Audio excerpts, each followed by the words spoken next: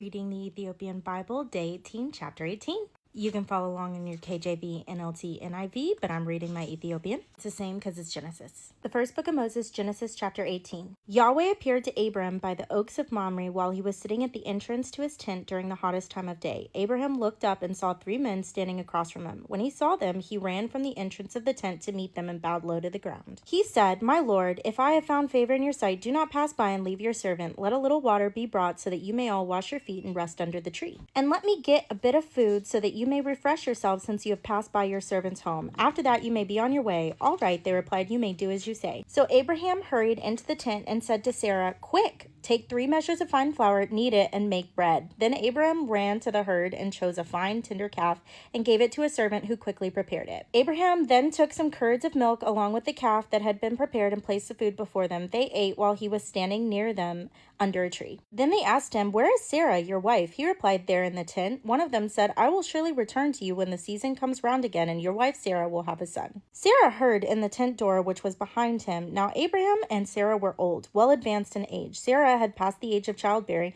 so Sarah laughed to herself, thinking, "After I am worn out, will I have pleasure, especially when my husband is old too?" Yahweh said to Abraham, "Why did Sarah laugh and say, 'Will I really have a child when I am old?' Is anything impossible for Yahweh? I will return to you when the seasons come round again, and Sarah will have a son." Then Sarah lied, saying, "I did not laugh," because she was afraid. But Yahweh said, "No, you did laugh." When the men got up to leave, they looked over to Sodom. Now Abraham was walking with them to see them on their way. Then Yahweh said, "Should I hide from Abraham what I am about to do? After all, Abraham will surely become a great and powerful nation, and all nations of the earth will pronounce blessings on one another using his name. I have chosen him so that he may command his children and his household after him to keep the way of Yahweh by doing what is right and just. Then Yahweh will give to Abraham what he promised him." So Yahweh said, "The outcry against Sodom and Gomorrah is so great and their sin so blatant that I must go down and see if they are as wicked as the outcry suggests. If not, I want to know." The 2 men turned and headed toward Sodom, but Abraham was still standing before Yahweh. Abraham approached and said, "Will you sweep away the godly along with the wicked? What if there are 50 godly people in the city? Will you really wipe it out and not spare the place for the sake of the 50 godly people who are in it? Far be it from you to do such a thing, to kill the godly with the wicked, treating the godly and the wicked alike. Far be it from you. Will not the judge of the whole earth do what is right?" So Yahweh replied, "If I find in the city of Sodom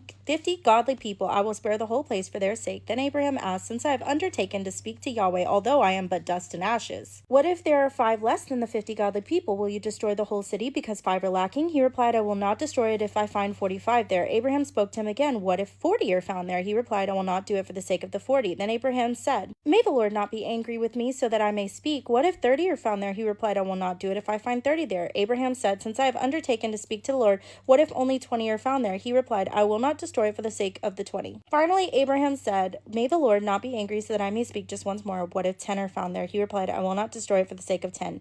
Yahweh went on his way when he had finished speaking to Abraham. Then Abraham returned home. That is chapter 18, guys. We'll read chapter 19 tomorrow. Some things I want to point out here is God's patience. God is omnipresent and all-knowing. He already knew what was going on in Sodom and Gomorrah, and he already knew there wasn't going to be 10 people there that were godly. And he still gave Abraham the time of day.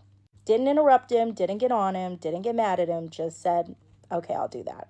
Number 2, Yahweh considered Abraham. He is the creator of the universe. He could do whatever he wanted, and he still told Abraham his plan because he wanted to be in good standing with Abraham. He didn't want Abraham to feel betrayed. Number 4, the way that God handled Sarah lying to him was kind of funny, but a great example as well. He said, "Why did she laugh when I said I could do this? Am I not the creator of the universe? Do you guys not believe me?" And she lied and said, "Oh, I didn't laugh." And he shut that down real fast and said, "Yes, you did." What a great example, because a lot of people tend to think that Jesus was this passive hippie that just let people walk all over him, and that's just not true. That's not God's characteristic. It's not his personality. Jesus was quick-witted and snappy. God was quick to shut it down with love, but he didn't just let it slide and be like, "Oh, okay, I'm gonna pretend you didn't say that." Also, I would like to point out the hospitality that Abraham had. Abraham was quick to be someone who invited others into his home and took care of them as if they were his own family. And that is something that's actually notated in the Apocrypha. The angels actually tell God, they're like, Abraham is the best one there. Like, he's the only one who acts like this.